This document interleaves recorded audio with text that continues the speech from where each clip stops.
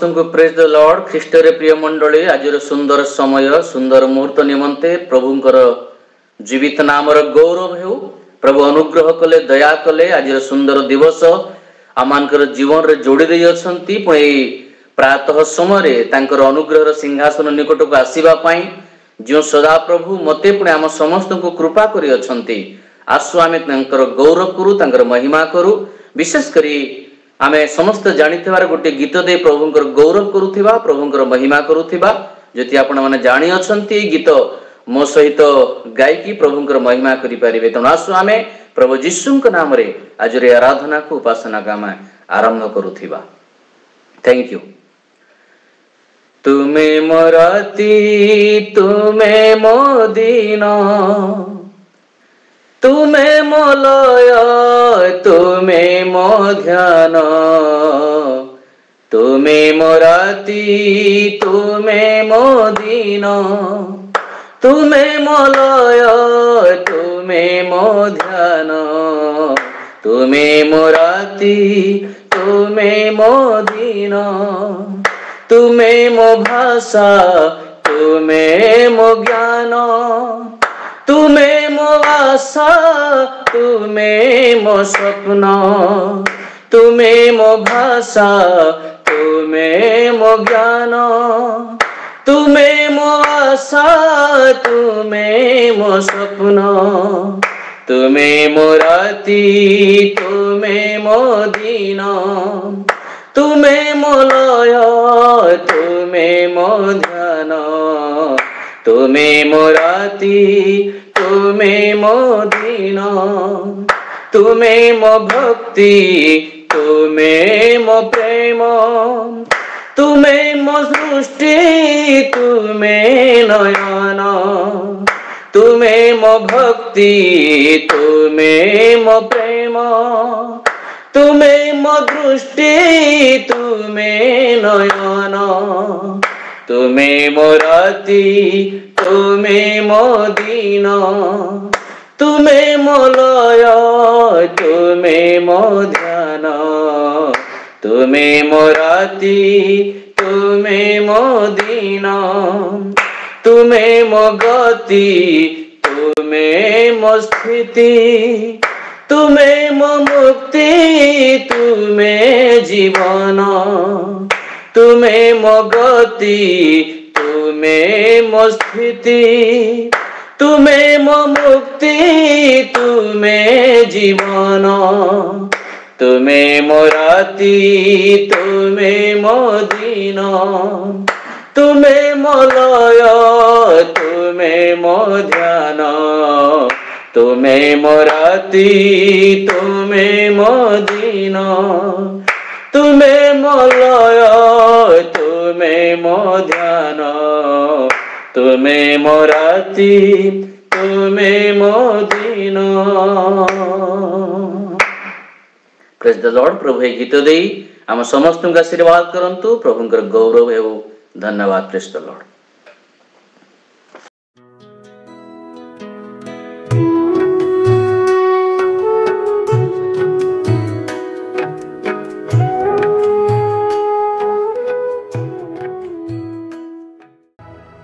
आम मानकर परित्राणकर्ता प्रेम प्रभु यीशु ख्रीष्टर पवित्र और बहुमूल्य नाम रे आज रविवार उपासना पवित्र वाक्य शुणुवा प्रत्येक भाई भौणी मान मोर नमस्कार जनाए। आपण मैंने प्रत्येक रविवार परमेश्वर पवित्र वाक्य शुणुंट और आशीर्वाद प्राप्त होती परमेश्वर महानाम धन्यवाद करुच्ची। पुणी आपण मानक मु विशेष भाव में धन्यवाद जनाए। अनुरोध करे आपण मैंने यह कार्यक्रम को लाइक करूँ। पुणी अन्य भाई भौणी मानक यहाँ शेयर करूँ जेपरी अन्य माने परमेश्वर वाक्य द्वारा आशीर्वाद प्राप्त हेबे। आसतु आज पवित्र वाक्य शुणा पूर्व पदे प्रार्थना करवा आम वाक्य बुझा। पवित्र स्वर्गीय परमेश्वर पिता हम परमेश्वर प्रभु तुम नाम धन्यवाद करू करू प्रभु तुम निकट में आम निज निजक समर्पण करूँ प्रभु तुम्हें दया कर वर्तमान तुम पवित्र वाक्य भीतर को जाऊँ मैं आम तुम पवित्र आत्मा का चालना दे तुम कथा तुम्हें आम बुझे दियो। समस्त गौरव तुम्हें पाओ। जो भाई भौणी मैंने ए वाक्य शुणुंट से हृदय तुम्हें कार्य कर प्रत्येक को बुझीबार मन दियो। समस्त गौरव तुमको दे नाम मागुची आमेन। आज पवित्र बाइबल जो अंशटी आम पाठ करवा जोहन लिखित सुसमाचार तार 3 पर्वर 16 पद से स्थान पवित्र धर्मशास्त्र बाइबल एभली भाव लिखा जाए। कारण ईश्वर जगत को एड़े प्रेम कले जे से अपना अद्वितीय पुत्र को दान कले जेपरी जे कहीं ताहांठारे विश्वास करे से विनष्ट न होई अनंत जीवन प्राप्त हुए। प्रभु ए पठित शास्त्रांश बुझिया पाई हमको साहाय्य करंतु आशीर्वाद करंतु। ये जो अंशटी आम पाठ कले यह प्रत्येक ख्रीष्ट विश्वासी मानकर अति जनाशुना पद अटे। ये पदर प्रत्येक शब्द अति गुरुत्वपूर्ण अटे। आई पदटी को मुझे ध्यान करी मत एमती किसी अनुभव है सते जमी ये गोटे पदरे संपूर्ण बाइबल सारांशटी गोटे पदर ही अंतर्निहित रही। एमती भी अनुभव है सते जमी यही गोटे पदर गोटे शब्दर माला गुंथा है मालार पदक हूँ प्रेम। जिते आम गोटे माला पिंधु पदकटी कौट थाए यही पाखे थाए हृदय पाखे आ प्रेम हृदय पाखर ही बाहरी थाए। यही पदटी एते गुरुत्वपूर्ण एते अर्थपूर्ण एते शक्तिपूर्ण एते पवित्रता एते निगूढ़ता यह भीतर भरी रही अनेक भाई भौणी एमानक यही पद माध्यम निज निजर मन को मध्य परिवर्तन करिसेंती एवं से परमेश्वर प्रेमर परिचय पाई। आज वाक्य को मुझे प्रसंग देती आ से प्रसंग हूँ प्रेमर निदर्शन बा टोकन ऑफ लव। यह आम संक्षेप 3टी पर्याय बुझा चेष्टा करवा निश्चय प्रभु आम सहवर्ती परमेश्वर के। प्रथम विषयटी है परमेश्वर आम प्रति प्रेमर निदर्शन। प्रथम विषय आज यही वाक्यर प्रथम भाग में लिखा जाए कारण ईश्वर जगत को एड़े प्रेम कले जे से अपना अद्वितीय पुत्र को दान कले। परमेश्वर देखिले जे अपना सृष्ट मनीष पापर घोर अंधकार भितर हजि जाइए। पापर से ही पंख भितर बाहर पाखे कौन रास्ता ना कौन सहारा ना कौन भरोसा ना कौन प्रकार उद्धारकर्ता कहीं ना आभली परिस्थिति परमेश्वर अपना प्रेम को प्रकाश कले एवं से प्रेमर निदर्शन स्वरूप अपना अद्वितीय पुत्र को दान कले। एकमात्र पुत्र को से प्रेरण कले आपण मो पापर से अंधकार भीतर जपरी आम बाहर को बाहरी आसीपर। परमेश्वर से ही पुत्र प्रभु श्री ख्रीष्ट नाम आम मान जीवन रे ज्योति स्वरूप है शेष क्रूस अपना जीवन को देदेले जेपरी आपण एवं मु जीवन पाइबा से मृत्युवरण कले। परमेश्वर प्रेमर निदर्शन स्वरूप अपना एकमात्र पुत्र को देले। पुत्र प्रेमर निदर्शन स्वरूप अपना जीवन को देदेले। What a great love. एभली प्रेम ना केबे आम देखीछु ना जानिछु कहीं कौन अपना जीवन को अन्यर परिचालन पाई अन्यर मुक्ति पाई दे पारे। एभली एक प्रेमर निदर्शन आउ परमेश्वर देखेले पुणी प्रभु जीशु ख्रीष्ट मृत्यु द्वारा आम मान प्रेम निदर्शन से प्रदर्शन कले। आम द्वितीय विषय देखा परस्पर प्रति प्रेमर निदर्शन। प्रथम आम देखिलु परमेश्वर प्रेमर निदर्शन आम मान प्रति एवं आम परस्पर प्रति प्रेमर निदर्शन केमिति हेबा आवश्यक। जागतिक भाव में जिते आम जीवन जापन कर समय जिते आम कहार बर्थडे होता है कि मैरेज सेरेमनी होता है आम गोटे पैकेट धरिकी जाता आमर प्रेमर निदर्शन। किंतु ख्रीष्ट विश्वासी भाव में यार परिभाषा भिन्न अटे। प्रथम 3टा कथा कहबी। प्रथम विषय है परस्पर सहभागितार प्रेमर निदर्शन। गीत संहिता 131 पर्व 1 पदरे लिखा जाए देख भाई माने मिलन एकत्र बास करबा किपरि उत्तम एवं मनोहर। ଯେତେବେଳେ ଆମେ ପରସ୍ପର ସହଭାଗିତାରେ ଆସିଥାଉ, ପରସ୍ପର ମିଳନରେ ଆସିଥାଉ, ଯେତେବେଳେ ଆମେ ଚର୍ଚ୍ଚକୁ ଯାଇଥାଉ କିମ୍ବା ଯେତେବେଳେ କୌଣସି ଖ୍ରୀଷ୍ଟୀୟ ସଭା ସମିତିରେ ଆମେ ଭେଟ ହେଇଥାଉ, ଆଉ ସେତେବେଳେ ଆମେ ପରସ୍ପର ସହିତ ମିଳନ ହେଇଥାଏ। ପୁଣି ଏପରିକି ଆମେ ପ୍ରାତଃକାଳୀନ ଉପାସନା କିମ୍ବା ସନ୍ଧ୍ୟାକାଳୀନ ଉପାସନା, ଏପରିକି ଏଇ ଯୋଉ ବିଭିନ୍ନ ଜୁମ୍ ପ୍ଲାଟଫର୍ମରେ କିମ୍ବା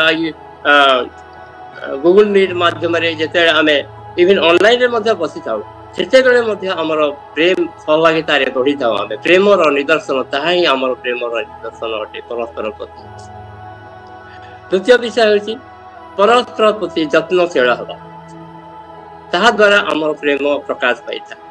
ଆଉ ଉତ୍ତମ ସମିଳନୀୟର ଦୃଷ୍ଟାନ୍ତ ଛଡ଼ା ଆଠୁ ଭଲ ଦୃଷ୍ଟାନ୍ତ ଆଉ କ'ଣ ହେଇପାରେ?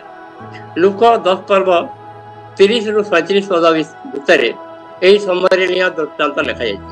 ଯେତେବେଳେ ଜଣେ ଧନୀ ଲୋକ ଯାଉଥିଲେ ଆଉ ଡକାୟତ ମାନଙ୍କ ହାବୁଡ଼ରେ ପଡ଼ିଲେ, ଆଉ ଡକାୟତ ମାନେ ତାଙ୍କୁ ସେଇ ଜଣେ ଲୋକକୁ ସେ ମାରିକି ତାଙ୍କୁ ରାସ୍ତା କଡ଼ରେ ପକାଇଦେଲେ। ପ୍ରଥମେ ସେଇ ବାଟ ଦେଇକି ଜଣେ ଯାଜକ ଗଲେ, କିନ୍ତୁ ସେ ଯାଜକ ଦେଖିଲେ ମଧ୍ୟ ଅଦେଖା କରିକି ସେ ଚାଲିଗଲେ। ଦ୍ୱିତୀୟରେ ଜଣେ ଲେବୀ ଲୋକ ଗଲେ, ଲେବୀ ମଧ୍ୟ ସେମିତି ଠିକ ତାକୁ ଦେଖିକି ଅଦେଖା କରିକି ସେ ଚାଲିଗଲେ।